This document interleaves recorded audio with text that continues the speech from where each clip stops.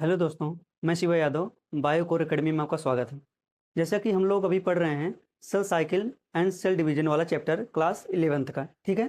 तो इसमें हम आई फेज के बारे में बता चुके थे, यानी कि उसका जो आई फेज होता है कि एम फेज होता है। आई फेज के बारे में जो उसका प्रिपरेटिव फेज होता है, यानी कि G1 यस G2 के बारे में हम लोग अच्छे से जान चुके हैं। आज इस वाले लेक्चर में हम लोग जानेंगे एम फेज के बारे में। तो चलिए वीडियो के अंत तक जुड़े रहिए और हम आज एम फेज को बताएंगे, जहाँ तक हो पाएगा उसके बाद नेक्स्ट वीडियो में आएगा, ठीक है। तो चलिए हम लोग सबसे पहले एम फेज जानते हैं, ठीक है। सेल साइकिल था ना, सेल साइकिल, इसको दो प्रकार के फेज थे, एक आई और एक एम फेज। आई में G1 S G2 था और एम फेज में आगे चल के हम लोग जानेंगे। और इसमें यस फेज में क्या होता था, डीएनए का रेप्लिकेशन होता था। डीएनए का क्या होता था, रेप्लिकेशन, ठीक है। और इसी में सेंट्रियोल का क्या होता था, डुप्लीकेशन। सेंट्रियोल का डुप्लीकेशन, यानी कि एक सेंट्रियोल से दो सेंट्रियोल बन रहे थे। ये पूरी प्रक्रिया किस में हो रही है, यस फेज में। और G2 में क्या होता था, माइटोकॉन्ड्रिया का, ठीक है, और प्लास्टिड का। माइटोकॉन्ड्रिया प्लास्टिड का क्या होता था, डुप्लीकेशन होता था, यानी कि एक माइटोकॉन्ड्रिया से दो माइटोकॉन्ड्रिया बनते थे, ठीक है। तो इतना तो सेल साइकिल में था, लेकिन आज हम लोगों को पढ़ना है क्या, एम फेज के बारे में। तो चलिए हम इसको रिमूव कर रहे हैं। अभी आप लोग एम फेज को अच्छे से समझना, ठीक है।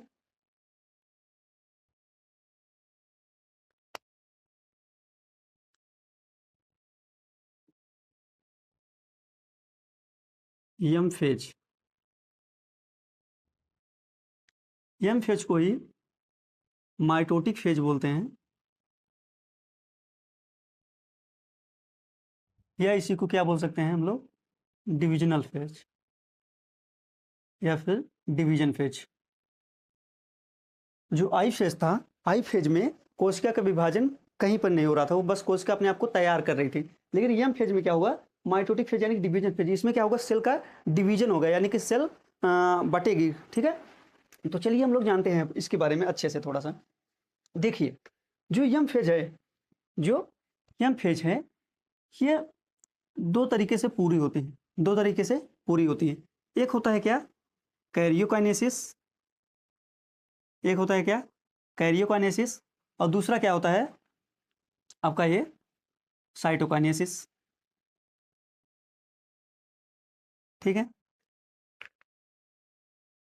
कैरियोकाइनेसिस में हम लोग जानते हैं, पढ़ा चुके हैं। कैरियोकाइनेसिस में न्यूक्लियस का डिवीजन होता है, ठीक है। इसमें केंद्रक का डिवीजन होता है। और साइटोकाइनेसिस में साइटोप्लाज्म का डिवीजन होता है, ठीक है। इतना हम बता चुके हैं। और जो आज का मेन रहेगा, तब माइटोटिक फेज में तीन प्रकार के डिवीजन हम लोग पढ़ते हैं, ठीक है। एक होता है एमाइटोसिस, ये क्या है, एमाइटोसिस। दूसरा क्या है,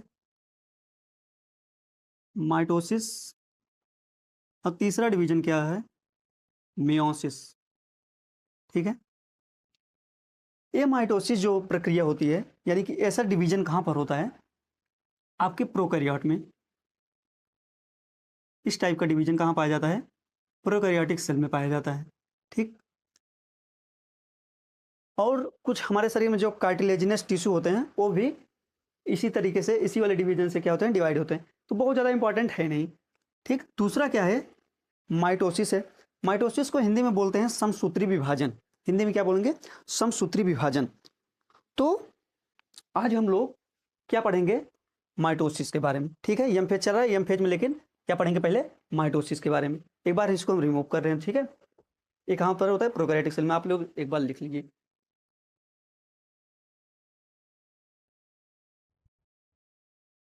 वो तो डिवीजन के तीनों प्रकार हो गए, ठीक है। डिवीजन के तीन टाइप्स हो गए। पहला था एमाइटोसिस, दूसरा क्या था, एमाइटोसिस। दूसरा क्या था, माइटोसिस, ठीक है। चलिए हम लोग थोड़ा माइटोसिस के बारे में जानते हैं। माइटोसिस को और क्या नाम से जानते हैं, इसके और सारे काफ़ी नाम हैं।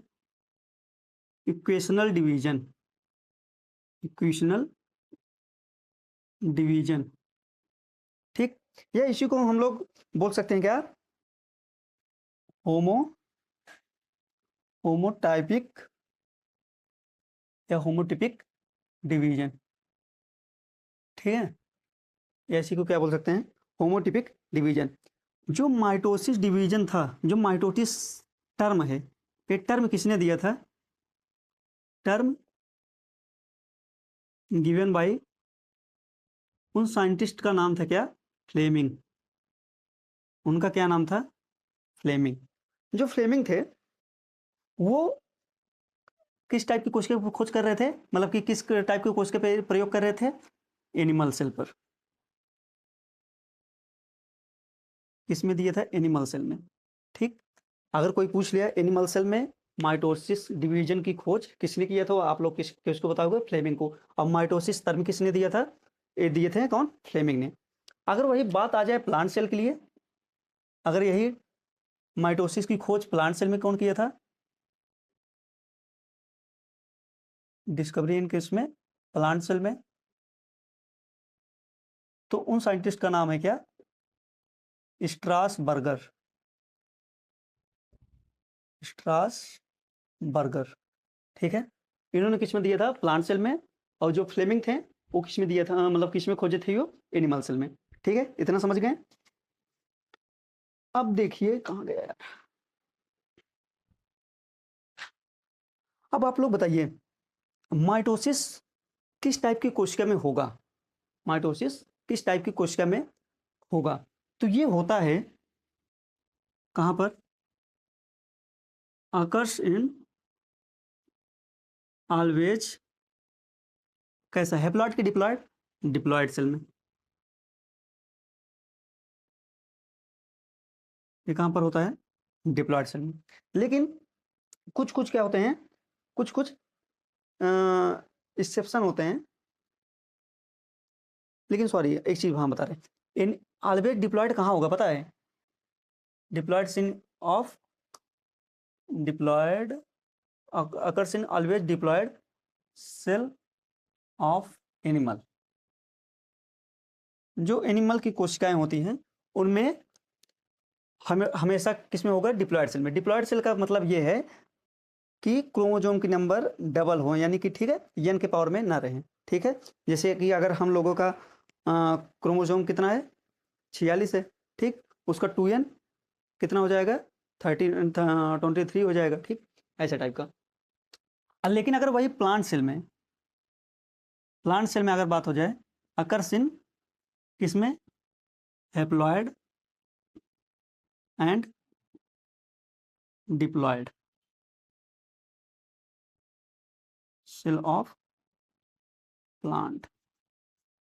हम सेंटेंस तो भले थोड़ा गलत लिख दे रहे हैं, लेकिन आप लोग थोड़ा अपने हिसाब से समझ लेना। ठीक है, और एक जो मेन है क्या, जो सेल, जो सेल यानी कि जो सेल रहेगी वो माइटोसिस करेगी कि मियोसिस करेगी, ये हम आगे बताएंगे, लेकिन आपकी जानकारी के लिए बता दे रहे हैं।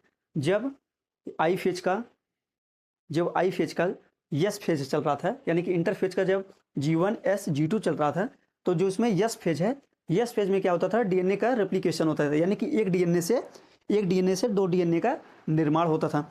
अगर वही पूरा एक डीएनए से दो डीएनए पूरी तरीके से कंप्लीट उसका रिप्लिकेशन हो जाए, तब ऐसी कोशिकाएं माइटोसिस करती हैं, यानी कि समसूत्री विभाजन करती हैं। लेकिन अगर कोई कोशिका पूरी तरीके से विभाजित ना हो पाए, मतलब वो पूरी तरीके से अपना डीएनए का रिप्लिकेशन ना कर पाए, मतलब समझ लीजिए एक डीएनए है और ये दूसरा डीएनए तो बना रहा है, लेकिन हम कैप निकाल दे रहे हैं, ये दोनों क्या कंप्लीट हैं, नहीं कंप्लीट है, कुछ पार्ट इसका रिप्लिकेशन नहीं हो पाया किसका, डीएनए का। तो ऐसी कोशिकाओं में क्या होगा, मियोसिस होगा। ठीक है, समझ गए ना।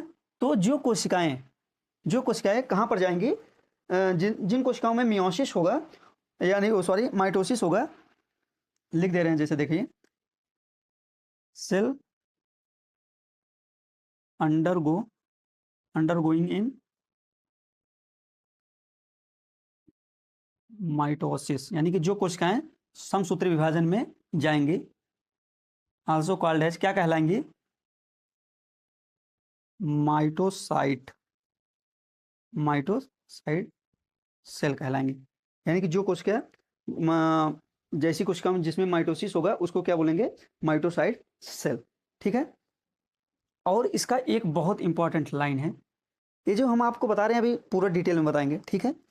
इसमें होता क्या है माइटोसिस में, वन टाइम क्या होता है, रेप्लिकेशन।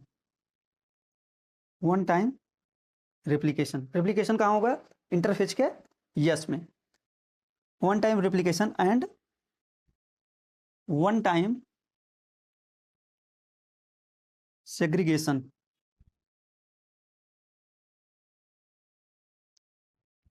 माइटोसिस में one time replication and one time segregation होता है। ये एनसीईआरटी की लाइन है, बहुत इंपॉर्टेंट लाइन है। डायरेक्ट क्वेश्चन आ सकता है कि one time replication and one time segregation किसमें होता है, एमाइटोसिस, मियोसिस, माइटोसिस। तो आप लोग क्या बताओगे, माइटोसिस के बारे में। ठीक है। तो चलिए अब हम लोग जानेंगे इसके पूरे फेज के बारे में। जो माइटोसिस जो प्रक्रिया है वो कितने फेज में कंप्लीट होगी उसको जानेंगे। ठीक है। एक बार इसको आप लोग नोट करिए। ठीक,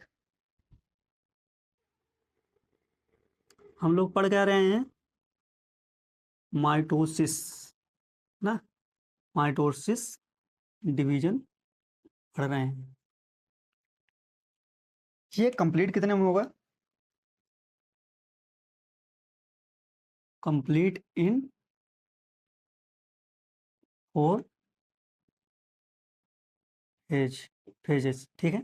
माइटोसिस डिवीजन 4 फेज में कंप्लीट होता है। ठीक है। पहले जब बताए थे, पहले किसके बारे में पढ़ेंगे, कैरियोकाइनेसिस के बारे में।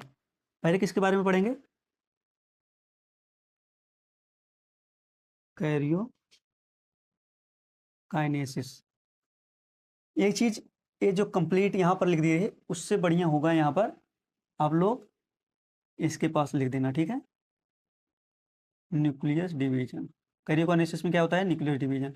हम जो यहाँ पर लिख दे रहे हैं कंप्लीट इन 4 फेज, उससे बेटर आपको होगा यहाँ पर क्या, कैरियोकाइनेसिस, यानी कि न्यूक्लियस का डिवीजन होने में पूरा 4 फेज जाता है। ठीक है। तो पहला फेज है, पहला फेज क्या है कैरियोकाइनेसिस में, पहला फेज क्या होगा, प्रोफेज। पहला क्या हो जाएगा, प्रोफेज। ठीक है। या फिर इसको अगर कॉमन बना दिए, इसको हम पहला बता दिए। ठीक, क्योंकि ये माइटोसिस कोई बहुत इंपॉर्टेंट है नहीं। ठीक। अब हम लोग जानेंगे प्रोफेज में होता क्या है, यानी कि जब न्यूक्लियस का डिवीजन होगा, डिवीजन कैसे होगा, वो प्रक्रिया कैसी पूरी कंप्लीट होगी उसको हम लोग जानेंगे। ये पूरी प्रक्रिया 4 फेज में कंप्लीट होगी, क्या है, कैरियोकाइनेसिस। तो पहला फेज क्या है, प्रोफेज है। पहला फेज का नाम क्या है, प्रोफेज। प्रोफेज में होता क्या है, देखिए जैसे ये कोई आपका क्या हो गया, सेल हो गया। ठीक है, सेल हो गया, इसके अंदर क्रोमैटिन धागे फैले हुए हैं, और इसी के अंदर ये क्रोमैटिन धागे किसके अंदर हैं, न्यूक्लियर मेम्ब्रेन के अंदर। यहीं पर क्या है, न्यूक्लियोलस है, और कुछ सेल ऑर्गेनी जैसे राइबोसोम हो गया, एंडोप्लाज्मिक रेटिकुलम हो गया, ये सब क्या है, प्रेजेंट हैं। ठीक है, ये सब क्या है, प्रेजेंट हैं। अब लोग समझिए, अब प्रोफेज को हम लोग देखते हैं, प्रोफेज में होता क्या है। प्रोफेज को 2 पार्ट में हम लोग डिवाइड कर सकते हैं। एक क्या होता है, अर्ली प्रोफेज, यानी कि प्रोफेज जब शुरुआत होगा तब कैसे होगा, क्या होगा। और दूसरा क्या होगा, लेट प्रोफेज। दूसरा हम क्या लिख दिए हैं, लेट प्रोफेज। अर्ली प्रोफेज में होगा क्या, जो ये न्यूक्लियर मेम्ब्रेन देख रहे हो आप, ये जो न्यूक्लियर मेम्ब्रेन देख रहे हो क्या है, न्यूक्लियर मेम्ब्रेन है। ये क्या है, न्यूक्लियर मेम्ब्रेन। ये क्या हो जाएगी, डिसइंटीग्रेट हो जाएगी। यानी कि इसमें हम लोग लिख सकते हैं अर्ली प्रोफेज में न्यूक्लियर मेम्ब्रेन डिसअपीयर, डिसअपीयर, यानी कि ये दिखना बंद हो जाती है, यानी कि ये खत्म हो जाती है। दूसरा क्या है, जैसे इसमें क्या है, ये समझ लीजिए गोल्गी बॉडी है, ये क्या है, गोल्गी बॉडी है, ये भी क्या होगा, खत्म हो जाएगा, किसमें, अर्ली प्रोफेज में है।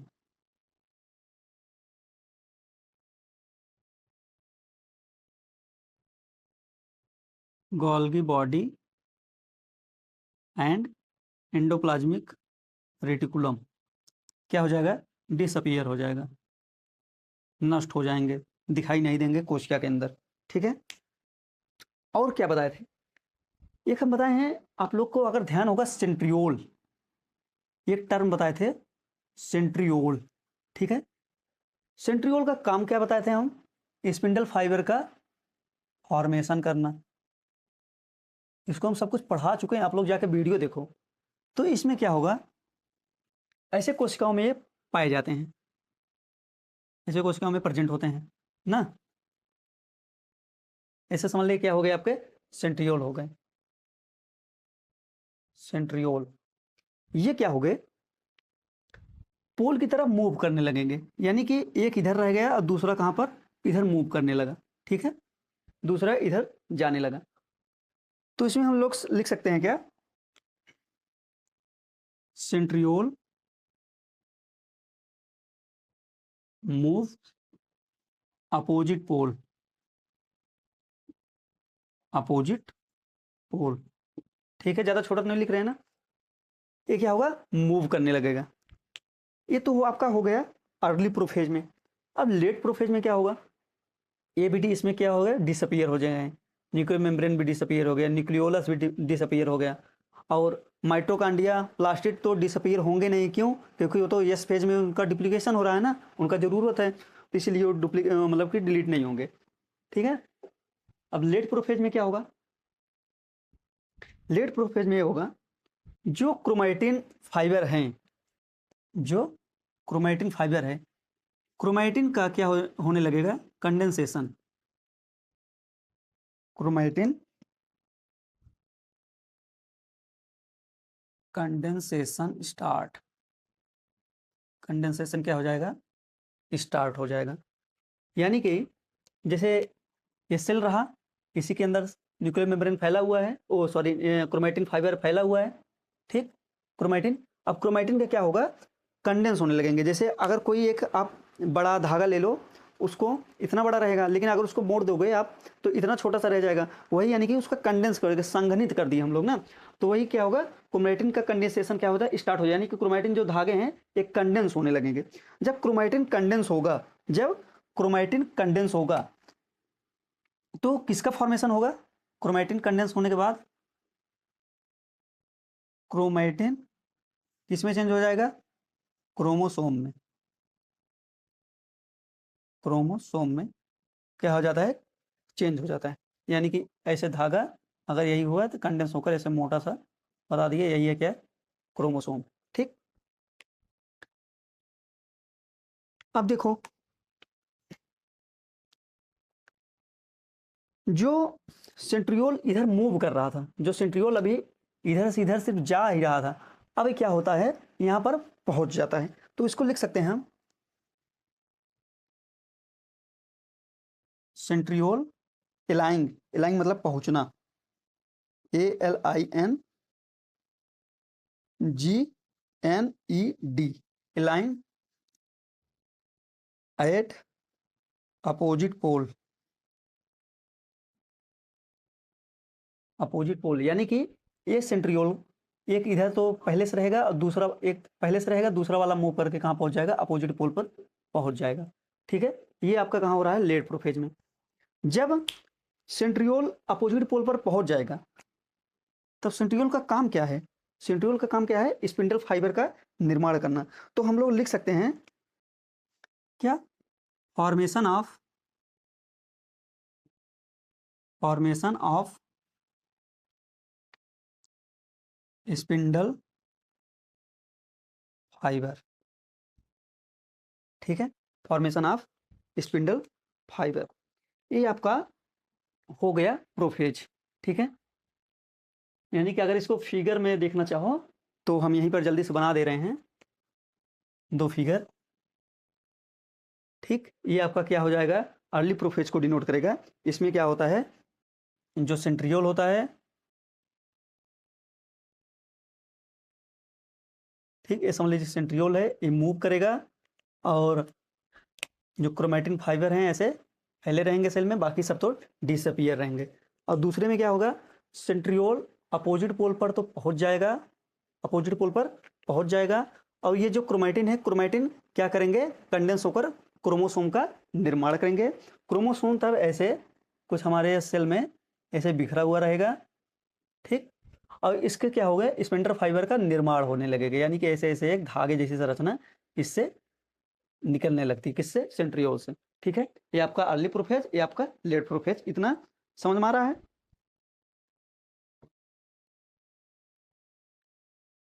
इसको नोट करिए, हम इसको रिमूव करेंगे। पहला क्या था, प्रोफेज, दूसरा क्या रहेगा, मेटाफेज, दूसरा क्या है, मेटाफेज। अब मेटाफेज में हम लोग जानेंगे क्या होगा। मेटाफेज में अगर पहले लिख लो, क्या,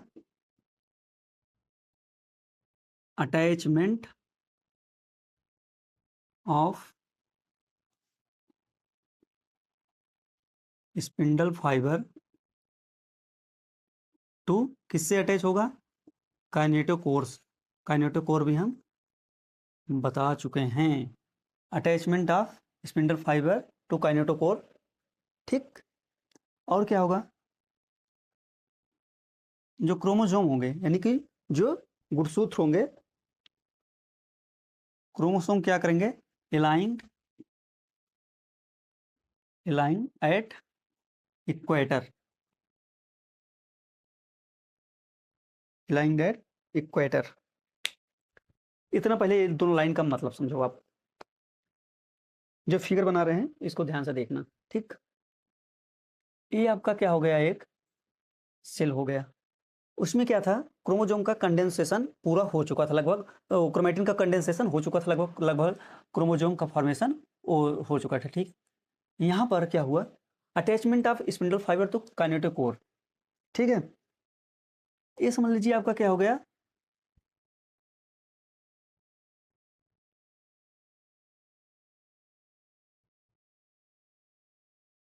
ठीक है।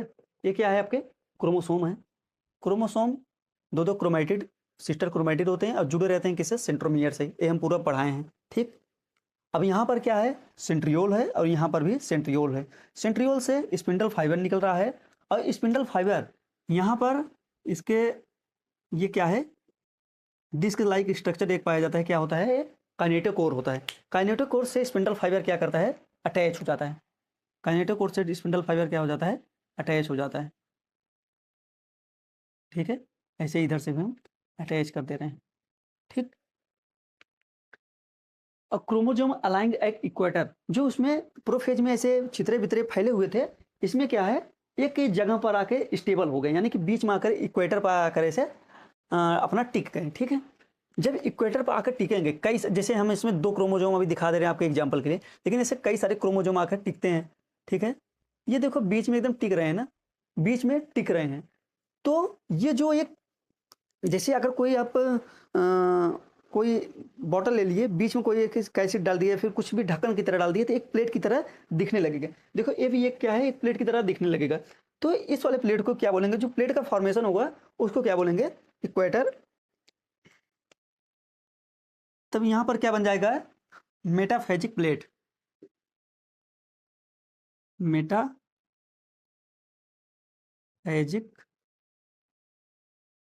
प्लेट क्या हो जाएगा, फॉर्म हो जाएगा, ठीक। मेटाफेजिक प्लेट का निर्माण हो जाएगा, समझ गए। ये जो बीच वाला पार्ट है यही क्या है, आपका मेटाफेजिक, मेटाफेजिक प्लेट है, ठीक है। या फिर फेजिक ना लिख करके मेटाफेसिस लिख दो, मेटाफेसिस, ठीक है। मेटाफेसिस प्लेट का निर्माण हो जाएगा कहाँ पर, इक्वेटर पर। इसमें भी क्या है, दो तरीके के स्पिंडल फाइबर आपको देखने को मिलेंगे, हम एक दिखा दे रहे हैं जिससे आपकी जानकारी के लिए। एक देखो स्पिंडल फाइबर क्या आ रहा है, यहाँ से यहाँ पर जुड़ रहा है, किससे, इस सेंट्रियोल से दूसरे सेंट्रियोल तक, और दूसरा भी ऐसे जा रहा है कुछ, ठीक है, दूसरा भी ऐसे जा रहा है। इसमें आपको दो तरीके के स्पिंडल फाइबर दिखने को मिल रहे हैं कि नहीं। ये देखो ब्लैक वाला है, जो ये ब्लैक वाला है स्पिंडल फाइबर, यहाँ पर लिख दे रहे हैं, यहाँ जगह है कि नहीं यार, चलो ठीक है हम लिख दे रहे हैं। ये जो ब्लैक वाला दिख रहा है आपका, ठीक, ब्लैक वाला, ये कौन सा होगा, ये होगा आपका देखो ये तो क्रोमोसोम है, तो ये क्या होगा, लिख सकते हैं हम लोग क्रोमोसोमल, क्या, क्रोमोसोमल स्पिंडल फाइबर। ये कौन सा है, क्रोमोसोमल इंटरफाइबर स्पिंडल फाइबर, यानी कि जो क्रोमोसोम से जुड़ा हुआ है। और जो अकेला, जैसे देखो ये वाला जुड़ा नहीं है ना, डायरेक्ट गया है, तो इसको हम लिख सकते हैं क्या, इसको लिख सकते हैं इंटरपोलर। ये क्या है, interpolar spindle fibre.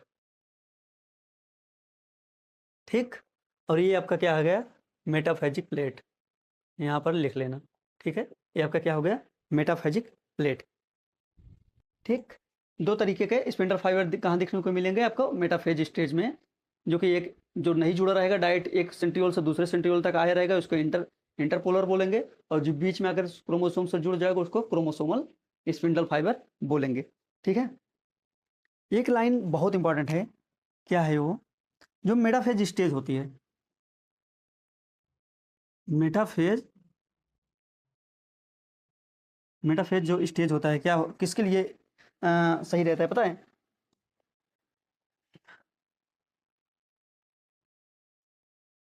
Metaphasic stage is किसके लिए बेस्ट होगा, best to study of morphology, morphology of किसका, मॉर्फोलॉजी ऑफ क्रोमोसोम।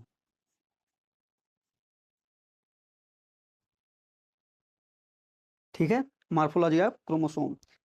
अब क्रोमोसोम की मॉर्फोलॉजी की जो स्टडी होती है वो क्या कहलाती है, आल्सो कॉल्ड एज, क्या कहलाएगी, कैरियोटाइप, कैरियोटाइप। ठीक है, इतना समझ गए आप लोग, ये आपका क्या हो गया, मेटाफेजिक प्लेट। कैरियोटाइप यानी कि देखो इसमें गुणसूत्र एकदम अच्छे से दिख रहे हैं ना, उनकी मॉर्फोलॉजी का अच्छे से हम पढ़ सकते हैं कि गुणसूत्र क्या हैं, कैसे हैं, उनको बारे में हम लोग अच्छे से जान सकते हैं। तो ये आपका हो गया मेटाफेज। अब हम इसको रिमूव करेंगे, एक बार आप उसको लिखिए, तीसरा क्या हो जाएगा, एनाफेज। पहला प्रोफेज, दूसरा मेटाफेज, तीसरा एनाफेज। एनाफेज में अब देखो होगा क्या, एनाफेज भी हम दो तरीके से देख सकते हैं, शुरुआत के, जब एनाफेज जब शुरुआत होता है तब क्या होता है, और जब एनाफेज खत्म होने वाला होता है तब क्या होता है। तो इसके लिए भी लिख सकते हैं क्या, अर्ली, अर्ली एनाफेज और लेट एनाफेज। ये हम लिख सकते हैं कि नहीं लिख सकते, लिख सकते हैं ना, अर्ली एनाफेज और ये लेट एनाफेज। ठीक, अर्ली एनाफेज में होगा क्या, यहाँ पर क्या होगा, कंस्ट्रक्शन, क्या होगा, कंट्रैक्शन, कंट्रैक्शन मतलब खिंचाव, कंट्रैक्शन ऑफ किसका, स्पिंडल फाइबर का, स्पिंडल फाइबर का। और क्या होगा, स्पिंडल फाइबर का जब कंट्रैक्शन होगा तो क्या होगा, splitting, splitting of centromere, splitting of centromere. इसको समझिए अब, ये होगा कैसे, ये आपका होगा कैसे, देखिए ये आपका हो गया एक सेल। ठीक, मेटाफेज में कैसे था, ये ऐसे क्रोमोसोम थे और यहाँ पर सेंट्रियोल था, सेंट्रियोल इसके काइनेटोकोर से जुड़े हुए हैं, ऐसा कहाँ था आपका, मेटाफेज में। लेकिन एनाफेज में क्या हो जाएगा, एनाफेज में जब स्पिंडल फाइबर क्या करेगा, कंट्रैक्शन होगा, यानी कि जब उसमें खिंचाव आएगा, जैसे अगर आप लोग कोई धागा या रस्सी ले लो, उसको आप ऐसे खींचोगे तो क्या होगा, रस्सी अपनी तरफ आएगी या फिर टूट जाएगी। लेकिन अगर हम समझ लीजिए यही क्या है, क्रोमोसोम है, ये क्या है, मार्कर दोनों आपस में क्रोमोसोम है, ये दोनों आपस के क्या है, सिस्टर क्रोमैटिड है ना। सिस्टर क्रोमैटिड जब मिल रहे हैं किससे जुड़े होते हैं, सेंट्रोमियर से। अब सेंट्रोमियर में क्या पाया जा रहा है? काइनेटोकोर। सेंट्रोमियर में क्या पाया जा रहा है? काइनेटोकोर। काइनेटोकोर से कौन जुड़ा है? Spindle fibre. काइनेटोकोर से कौन जुड़ा है? Spindle fibre. जब स्पिंडल फाइबर अपने तरफ खींचेगा, जब इसको ये अपने तरफ खींचेगा, जैसे मान लीजिए ये दोनों क्या है आपके क्रोमोसोम, अब इधर से एक रस्सी इधर आप लगा दिए, एक रस्सी इधर लगा दिए, अब इधर से कोई खींचेगा तो क्या हो जाएगा? मार्कर ऐसे बीच में से अलग हो जाएगा, मार्कर ऐसे हमारे बीच में से अलग हो जाएगा। वही सेम प्रोसेस कहाँ पर हो रहा है? एनाफेज के अर्ली स्टेज में। जब इसमें ये दोनों आपस में क्या करेंगे? खींचेंगे, ठीक। जब ये शॉर्ट होगा, जैसे कि अपने खींचेंगे तो उसमें क्या हो जाएगा? देखिए ये सेंट्रोमियर टूट जाएगा और क्रोमेटिड क्या हो जाएंगे? अलग हो जाएंगे। जो पहले एक में था ये क्या हो जाएंगे? अलग हो जाएंगे। वैसे इसमें भी क्या हो जाएगा? अलग हो जाएगा। समझ रहे हो? ये आपका कौन सा फिगर है? एनाफेज का। स्प्लिटिंग, स्प्लिटिंग मतलब क्या होता है? टूटना। सेंट्रोमियर यही जो बीच वाला गोला पार्ट होता है, ये सेंट्रोमियर यही टूट जा रहा है ना। अब बीच में एक तरीके के और स्पिंडल फाइबर का निर्माण हो जाता है, बीच में एक प्रकार का और स्पिंडल फाइबर बन जाता है, जिसको बोलते हैं क्या भैया? इंटरजोनल। इसको क्या बोलेंगे? इंटरजोनल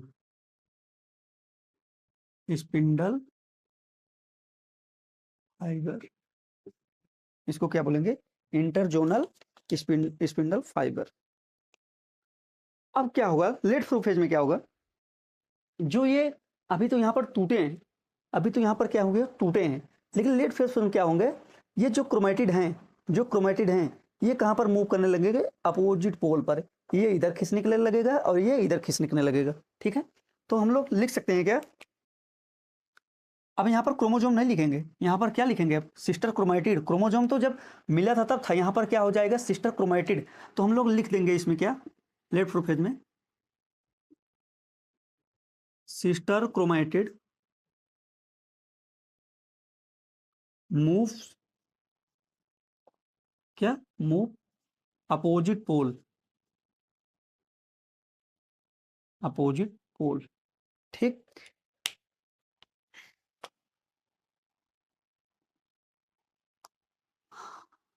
किस वजह से होगा अपोजिट पोल पर? किस वजह से जाएंगे? जब स्पिंडल फाइबर शॉर्ट होगा। तो ये लिख सकते हो आप लोग क्या?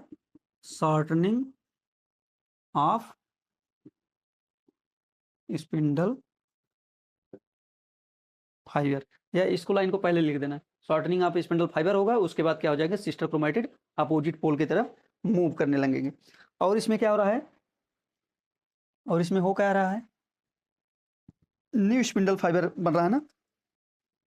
ये न्यू स्पिंडल फाइबर और क्या कहलाता है? यही क्या? इंटरजोनल, इंटरजोनल स्पिंडल फाइबर, ठीक है। ये आपका कहाँ पर हो गया? आपके सॉरी उसके किसमें? एनाफेज में। ये आपका कहाँ पर हो गया? एनाफेज में। एक बार इसको नोट करिए, अभी हम एनाफेज में और बताएंगे, ठीक है। एक बार इसको नोट करिए। हाँ तो चलिए अब हम लोग इसमें जो एनाफेज प्रोसेस हुआ उसके बारे में और जानेंगे, होगा पूरा रिजल्ट उसका क्या आया, ठीक है। यहाँ पर जैसे हम फिगर बना दिए थे, ठीक, क्या? सिस्टर क्रोमेटिड अपोजिट पोल पर पहुंच गए थे। ये आपका सेंट्रोमियर रहा। अब आप लोग बताइए, क्रोमोसोम का नंबर एनाफेज में बढ़ा कि सेम रहा कि घटा? तो हम लोग यहाँ पर लिख सकते हैं क्या? नंबर ऑफ क्रोमोसोम, क्रोमोसोम क्या हो गया? डबल हो गया। डबल कैसे हो गया? यहाँ पर तो एक क्रोमोसोम था, भले ही दो थे इसके, लेकिन जब टूटा यहाँ पर क्या लगा है? सेंट्रोमियर लगा है। अगर सेंट्रोमियर प्रेजेंट है, ये सिस्टर क्रोमेटिड भी अकेले ही इनको क्या बोल सकते हैं? क्रोमोसोम बोलते हैं। ये तो एक ही क्रोमोसोम है, ये एक क्रोमोसोम है, लेकिन इससे क्या है? एक क्रोमोसोम इधर बन गया, एक क्रोमोसोम इधर बन गया, यानी कि क्रोमोसोम का नंबर क्या हो गया? डबल हो गया। जब क्रोमोसोम का नंबर डबल हुआ तो आप लोग और क्या बता सकते हो, देखो यहाँ पर कितना सेंट्रोमियर था, सिर्फ और सिर्फ एक। लेकिन जब ये दोनों टूट गए, जब ये दोनों पहले एक में थे, जब ये टूटे, एक सेंट्रोमियर इधर भी बन गया, एक सेंट्रोमियर इधर भी बन गया। मतलब पहले जो फिगर बनाए थे उसमें कितना सेंट्रोमियर था, सिर्फ एक क्रोमोजोम एक था, उसके अंदर एक सेंट्रोमियर, ऐसे दोनों ये भी चिपके थे इसके अंदर भी। लेकिन यहाँ पर क्या हुआ, आप देखो पहले 2 ही सेंट्रोमियर थे, यहाँ पर क्या हो गया, 4 हो गए, 1 2 3 4। यानी कि लिख सकते हैं हम लोग क्या, नंबर ऑफ सेंट्रोमियर क्या हो गए, डबल। सेंट्रोमियर के नंबर भी डबल हो गए। ठीक, काइनेटोकोर बताओ, काइनेटोकोर जो इसके यहीं सेंट्रोमियर से जो डिस्क लाइक स्ट्रक्चर था, अभी तो क्या था, अभी तो सिर्फ एक ही काइनेटोकोर, मतलब कि एक इधर काइनेटोकोर प्रेजेंट है। लेकिन जब ये अलग हुए, इसका भी अलग सा एक काइनेटोकोर हो गया और इसका भी अलग। ठीक, यानी कि इसमें सिर्फ एक ही पेयर में था, इसमें क्या हो गया, डबल हो गया। तो यहाँ पर हम लोग लिख सकते हैं डायरेक्ट कि नंबर ऑफ किसका, काइनेटोकोर, नंबर ऑफ काइनेटोकोर क्या हो गया, डबल हो गया। ठीक, और क्या आपको डबल दिख रहा है, कुछ दिख रहा है, नहीं दिख रहा है ना, क्योंकि देखो एक ए पार्ट क्या बताया था, जो एंड वाला पार्ट था इसको क्या बोलते थे, टेलोमियर। ये क्या आपका टेलोमियर, हम पूरा टर्म पढ़ा चुके हैं भैया, आप लोग उसको जाकर वीडियो देखो। ये क्या है, टेलोमियर है। ठीक, अब इसमें देखो कितना टेलोमियर है, एक क्रोमोसोम में एक, इधर वाला 2, इधर वाला पार्ट 3, इधर वाला है 4। ये लेकिन भले अलग हो गए, लेकिन यहाँ तो सिंगल ही रहेंगे ना, यहाँ पर 1, यहाँ पर 2, यहाँ पर 3, यहाँ पर 4। यानी कि इधर भी 4 हैं और अलग होने के बाद भी 4 हैं। तो हम लोग लिख सकते हैं क्या, नंबर ऑफ क्या, किसके बारे में, टेलोमियर के बारे में, टेलोमियर आर सेम। बहुत ही इंपॉर्टेंट चीज बता रहे हैं आप लोग को, भूलना मत है। ठीक, अब बताइए अमाउंट ऑफ डीएनए बढ़ेगा कि नहीं बढ़ेगा। डीएनए कहाँ पाया जा रहा है, आपके क्रोमेटिन में। क्रोमेटिन कंडेंस होकर क्या बनाया, क्रोमोसोम बनाया। क्रोमोसोम यानी कि क्रोमोसोम के अंदर ही क्या प्रेजेंट है, पूरा डीएनए भरा हुआ है। ठीक है, क्रोमोसोम के अंदर ही क्या है, डीएनए भरा हुआ है। अब बताइए ये तो डबल हो गया, क्या डीएनए का नंबर भी बढ़ेगा कि नहीं बढ़ेगा, डीएनए का अमाउंट बढ़ेगा कि नहीं बढ़ेगा, नहीं बढ़ेगा। क्यों, क्योंकि ये तो क्रोमोसोम एक ही है, 1 2 3 4। अगर सिस्टर क्रोमेटिड के बारे में देखेंगे तो एक सिस्टर क्रोमेटिड, 2 सिस्टर क्रोमेटिड, यहाँ पर दोनों चिपके थे, यहाँ पर अलग हो गए, लेकिन इनकी मात्रा अलग से बड़ी नहीं। तो हम लोग लिख सकते हैं क्या, अमाउंट ऑफ डीएनए क्या हो जाएगा, सेम। अमाउंट ऑफ डीएनए क्या रहेंगे, सेम रहेंगे। ठीक, और ये एक इंपॉर्टेंट लाइन है क्या, इसको आप नोट करके लिख लेना,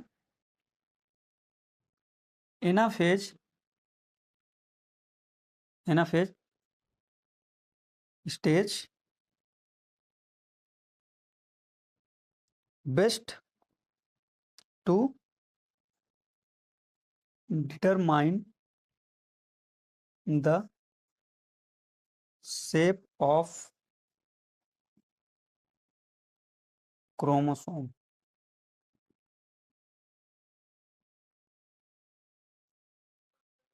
क्रोमोसोम का शेप भी बता चुके हैं ना, मेटा मेटासेंट्रिक, टीलोसेंट्रिक, सब मेटासेंट्रिक। ठीक है, और एक और था।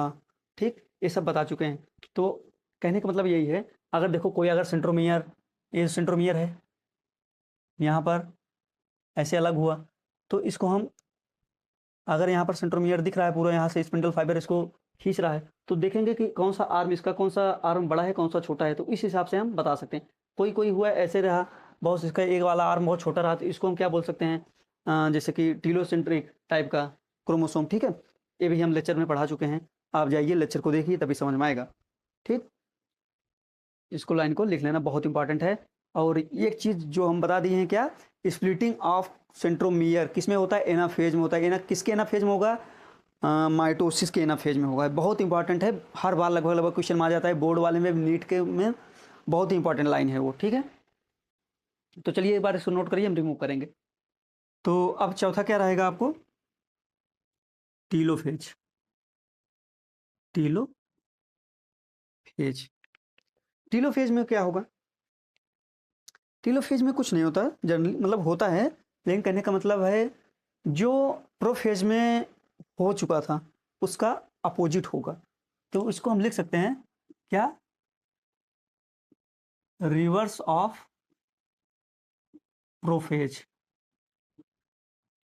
Reverse of prophase. कहने का मतलब यह है वहाँ पर क्या हुआ था, न्यूक्लियर मेम्ब्रेन क्या थी, डिसअपीयर हो गई थी, न्यूक्लियर मेम्ब्रेन क्या हो गई थी, डिसअपीयर। तो इसमें क्या हो जाएगा, लिख सकते हो क्या, न्यूक्लियर मेम्ब्रेन रिफॉर्म, मतलब दोबारा से बन जाता है। और वहाँ पर क्या था, राइबोसोम एंड गोल्गी बॉडी क्या हुए थे, डिसअपीयर हो गए थे, गोल्गी बॉडी, और क्या था, एंडोप्लाज्मिक रेटिकुलम, और क्या डिसअपीयर होता है, न्यूक्लियोलस, ये क्या हुआ, रिफॉर्म हो गए, फिर से बन गए। ठीक, फिर से बन गए। जो एनाफेज में स्पिंडल फाइबर प्रेजेंट था वो क्या हो गए थे, अब स्पिंडल फाइबर जो क्या था डिसइंटीग्रेट हो जाएंगे, यानी कि थोड़ा नष्ट होने लगेंगे। तो यहाँ पर लिख दो क्या, स्पिंडल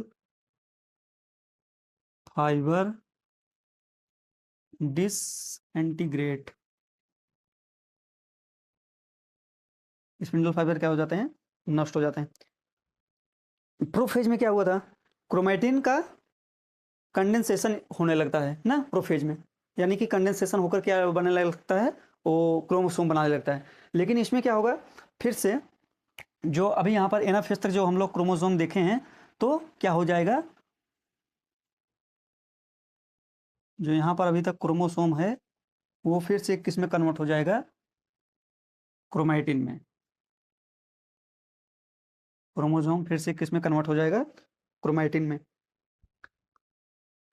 और क्या पढ़ रहे थे हम लोग, न्यूक्लियस।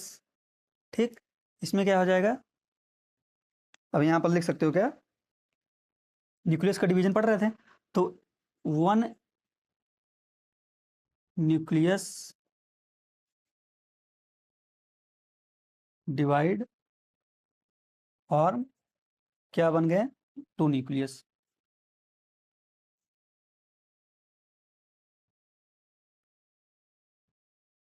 ठीक है, कहने का मतलब यह है, अब वहाँ पर एनाफेज में क्या हुआ था, ये आपके क्रोमैटिन कहाँ पर जो क्रोमोसोम थे पोल पर, अपोजिट पोल पर चले गए थे ना, अपोजिट पोल पर ऐसे चले गए थे। अब यहाँ पर क्या होगा टीलोफेज में, ये जो क्रोमोसोम है फिर से क्रोमैटिन में बदल जाएंगे, यानी कि फिर से ऐसी धागे जैसी संरचना बन जाएगी, इधर भी ऐसी धागे जैसी संरचना बन जाएगी। ठीक, nuclear membrane reform, nuclear membrane आप लोग अगर न्यूक्लियस पढ़ोगे, न्यूक्लियस के अंदर ही क्या रहता है, क्रोमैटिन फाइबर, तो यानी कि इसके अंदर क्या हो जाता है, इसके ऊपर ऊपर से क्या हो जाता है, न्यूक्लियर मेम्ब्रेन का फॉर्मेशन हो जाता है। फिर क्या होगा, यहाँ पर फिर से ऐसे रीअपीयर हो जाएंगे क्या, एंडोप्लाज्मिक रेटिकुलम और न्यूक्लियोलस इसके अंदर पाया जाएगा, ये भी बन गए ना। ये आपके क्या हो गए, आपका पूरा, यानी कि समझ लो पहले कितना था, एक न्यूक्लियस तो था, एक न्यूक्लियस था, एक न्यूक्लियस से कितने न्यूक्लियस बन गए, दो न्यूक्लियस बन गए। समझ गए टीलोफेज।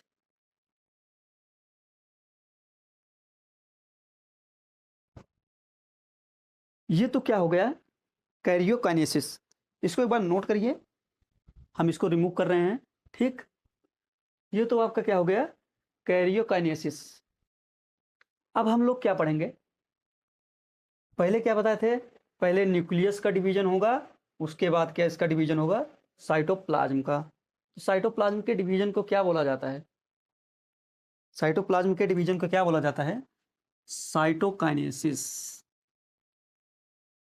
साइटोकाइनेसिस, यानी कि किसका, डिवीजन ऑफ, डिवीजन ऑफ किसका, डिवीजन साइटोप्लाज्म का। ठीक, ये तो चार फेज उसमें थे, किसमें, न्यूक्लियस के डिवीजन में। देखिए ये भी दो प्रकार का होगा, ये भी दो प्रकार के देखने को मिलते हैं हम लोगों को जनरली।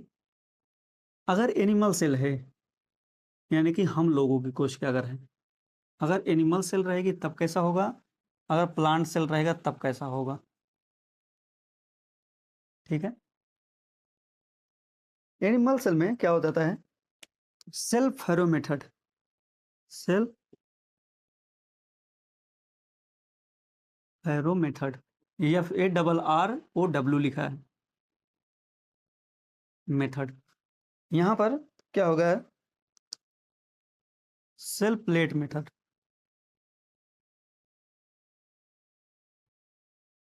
ठीक है, सेल फैरो मेथड का मतलब ये है, जैसे कि ये आपका क्या है, समझ लीजिए एनिमल का सेल है, न्यूक्लियस डिवीजन हो चुका है, एक न्यूक्लियस इधर एक न्यूक्लियस इधर, इसके अंदर क्रोमैटिन फाइबर, इसके अंदर क्रोमैटिन फाइबर।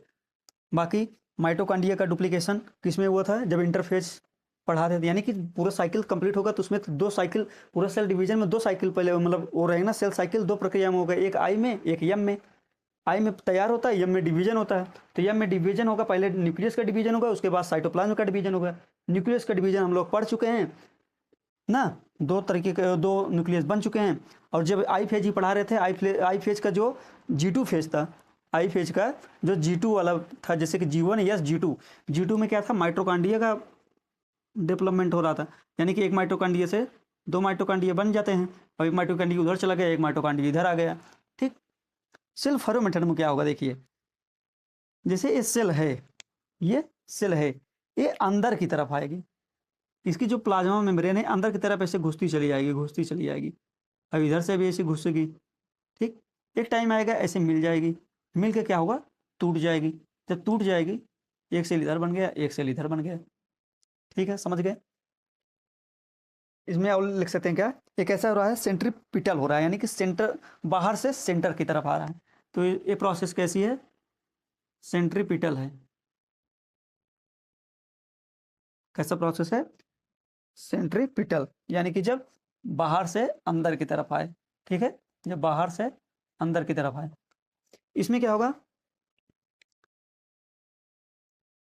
जो स्पिंडल फाइबर बचा हुआ था, यानी कि जो स्पिंडल फाइबर डिसइंटीग्रेट हो गया था, उसके जो कचरा बचा हुआ था, वो क्या करेगा, स्पिंडल फाइबर का कचरा, यानी कि जो बचा हुआ भाग, उसको बोल सकते हैं क्या, रेमिनेंट्स ना, उसको बोल सकते हैं रेमिनेंट्स। रेमिनेंट्स ऑफ किसका, स्पिंडल फाइबर, स्पिंडल फाइबर। और सेल प्लेट का निर्माण, सेल प्लेट कहने का मतलब, अगर कोशिका का बाहरी भाग क्या होता है, सेल वॉल होता है ना, तो उसके निर्माण में जब हम बताए थे क्या, गाल्जी बॉडी को उसका कुछ हेल्प करता है ना, सेल प्लाज्मा प्लांट सेल में, एंड क्या, सिक्रेशन ऑफ गोल्गी ऑपरेटस या गोल्गी बॉडी ना, गोल्गी बॉडी के जब कुछ सिक्रेट आएगा तो क्या बन जाता है यहाँ पर, एक फ्रैग्मोप्लास्ट। ये क्या बन जाता है, फ्रैग्मोप्लास्ट,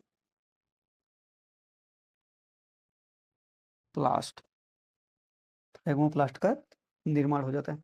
यानी कि अगर इसका फिगर देखना चाहते हो तो जैसे मान लीजिए आपका प्लांट सेल हो गया, एक न्यूक्लियस इधर एक न्यूक्लियस इधर, बीच में कुछ स्पिंडल फाइबर कैसे रेमिनेंट्स, यानी कि कुछ अवशेष बचे हुए हैं। अब गाल्जी बॉडी का सिक्रेशन भी कुछ इससे मिल गया, ये कैसे हो जाएंगे, इधर की तरफ एक सेल प्लेट का निर्माण करेंगे। ठीक, एक प्लेट का निर्माण करेंगे जिसको बोलते हैं फ्रैग्मोप्लास्ट। ये वाला प्लेट जो बन जाएगा क्या बोलेंगे, फ्रैग्मोप्लास्ट। अब ये सेल ऐसे इधर की तरफ मूव करेगी, जैसे मान के चलिए ये इधर की तरफ मूव करेगा ना, जब ऐसे मूव करते करते चला जाएगा, इधर कट गया इधर कट गया, इधर तो एक न्यूक्लियस इधर एक न्यूक्लियस, ये कोशिका से दो कोशिकाएं बन गई। ये आपका प्लांट सेल में होता है। एक ऐसा होगा सेंट्रीफ्यूगल होगा, ये वाला जो प्रोसेस होगा कैसे, सेंट्रीफ्यूगल होगा। सेंट्रीफ्यूगल मतलब, फ्यूगल मतलब दूर भागना ना, ये देखो सेंटर की तरफ आ रहा है, इसमें सेंटर से दूर जा रहा है। ये आपका माइटोसिस का जो पूरा था क्या, साइटोकाइनेसिस और कैरियोकाइनेसिस पूरा कंप्लीट हो चुका है। ठीक, इसको एक बार नोट करिए, हम रिमूव करेंगे अब। तो चलिए हम लोग किसके बारे में जानेंगे, सिग्निफिकेंस ऑफ माइटोसिस, यानी कि उसके क्या क्या सिग्निफिकेंस है। सिग्निफिकेंस का मतलब है कि जैसे उसके क्या फ़ायदे हैं ना, तो इसमें क्या देख सकते हैं, एक कहाँ पर होगा, ड्यूरिंग ग्रोथ एंड डेवलपमेंट। अगर जैसे हमारे लोगों को शरीर का विकास हो रहा है, जो उस टाइम की जो कोशिकाएं डिवीजन हो रही हैं, उसमें कैसा डिवीजन हो रहा है, माइटोसिस डिवीजन हो रहा है। तो हमारे शरीर के ग्रोथ के लिए भी क्या होते हैं, जिम्मेदार, मतलब कि सहायक होते हैं, ठीक है। और दूसरा क्या है इसमें, और एक चीज क्या होता है, keep keep the keep the parental genome, keep the parental genome. क्या उसका अमाउंट कैसा रहेगा, कांस्टेंट रहेगा, ज़्यादा हो जाएगा, कम हो जाएगा, कांस्टेंट रहेगा, constant in of spring. Of spring मतलब ये होता है बच जो उनसे जो पैदा हुआ रहेगा, ठीक। जैसे हम लोग अपने माता पिता से पैदा हैं, जितने हमारे माता पिता में क्रोमोसोम नंबर पाया जाए, जितना डीएनए पाया जाएगा, उतना हमारे भी उतना सेम रहेगा, ठीक है। कहने का मतलब यही है। और ये और कहाँ पर हेल्प करता है, हेल्प इन स्पर्मेटोजेनेसिस। ये आगे आपको चैप्टर में पढ़ने को मिलेगा, किसमें, क्लास 12th में है, स्पर्मेटोजेनेसिस एंड ऊगोनिया।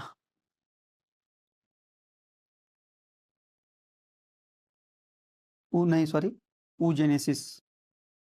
ऊजेनेसिस में क्या करते हैं, हेल्प करते हैं, लेकिन किसमें, पार्थिनोजेनेसिस वाले में,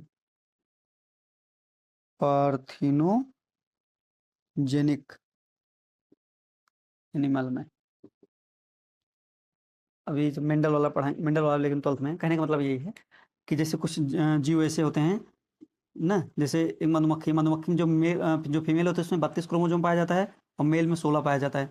ये अगर ये 16 इसके, अगर जब इसका निर्माण हो गया, इसके 16 बन जाएंगे, ठीक। अगर ये 16 मिल गए, 32 बन गया। अगर 32 बन जाएगी तो कैसा हो जाएगा, फीमेल बनेगी। अगर ये 16 अकेले रह गया तो क्या हो जाएगा, मेल बन जाएगा। अगर इसमें भी दूसरा कोई डिवीजन हो गया तो 8 हो जाएगा। तो इसके लिए कहने का मतलब यही है, इसमें ऐसे कुछ जीव होते हैं जो बिना प्रजनन के ही पैदा हो जाते हैं, जो बिना रिप्रोडक्शन के पैदा हो जाते हैं, तो उनमें क्या होता है, माइटोसिस होता है, ठीक है। सबसे मेन लाइन यही है, keep the parental genome constant in offspring, यानी कि माता पिता के जो जितने क्रोमोसोम होंगे हमारे भी अंदर सेम रहेंगे, ठीक। अरे यार सॉरी, यहाँ पर पार्थिनोजेनिक लिखे थे, ठीक, पार्थिनोजेनिक। अब इसका ड्रॉबैक क्या है, यानी कि इसका नुकसान क्या है। फायदा तो है कि हमारा जीन कांस्टेंट है। ड्रॉबैक क्या है, ड्रॉबैक नुकसान ना, उससे हमारे क्या नुकसान होने वाले हैं। तो उसमें क्या होगा, जो डीएनए माता पिता में है वही हमारे अंदर सेम आ रहे हैं ना, वैसे ही आ रहे हैं। तब क्या होगा, लिख सकते हैं, do not do not brings do not brings genetic variation, यानी कि जेनेटिक वेरिएशन हो नहीं पाता सही से। जब जेनेटिक वेरिएशन नहीं होगा तब क्या होगा, नो ओव्यूलेशन होगा ना। जब इवोल्यूशन सही से नहीं होगा तो नई स्पीसीज या फिर नए तरीके के क्वालिटी वाले जीव पैदा नहीं हो पाएंगे, ठीक है। और सेम कैसे था, इसे मान के चलिए कोई सेल है ना, इसमें 2n/2c। n क्या है, नंबर ऑफ क्रोमोसोम, और c क्या है, अमाउंट ऑफ डीएनए। अब यहाँ पर क्या हुआ, जीवन, ये तो क्या था, जीवन एंड जीवन, ये तो आपका मान के चलिए जीवन हो गया, ये G2 हो गया, यस हो गया। यस में क्या था, क्रोमोसोम का नंबर डबल हो गया था, यानी कि यही से मान लीजिए ये आपका अगर क्रोमोसोम है ना, क्रोमोसोम का नंबर यहाँ पर क्या हो गया था, डबल हो गया था। जब डीएनए रेप्लिकेशन होगा था, डीएनए का अमाउंट क्या हो गया था, डबल हो गया था। लेकिन उसके बाद यहाँ पर क्या हो गया, डिवीजन हो गया ना, डिवीजन हो गया, जितना पहले डबल हुआ था फिर से उतना ही आ गया इसमें, यानी इसमें भी 2n/2c, 2n/2c। यहाँ पर एन का मतलब है क्या, नंबर ऑफ क्रोमोसोम, और सी का मतलब है क्या, अमाउंट ऑफ डीएनए। इसको आप लिख लेना, ठीक। इसीलिए क्या है, कांस्टेंट है। तो चलिए ये वीडियो हम यहीं पर ख़त्म करते हैं। आपका माइटोसिस एकदम पूरे अच्छे तरीके से आ चुका है। ठीक, कोई भी कन्फ्यूजन हो कमेंट करना। ठीक है, थोड़ा लेक्चर ज़रूर वीडियो बड़ा बन गया है, लेकिन जो हम बताए हैं एकदम बेसिक से टॉप लेवल तक, इसमें आपको अब कोई परेशानी होगी नहीं, जहाँ तक अगर एक बार आप लोग अगर सही से वीडियो देख लिए। ठीक है, तो बेस्ट ऑफ लक।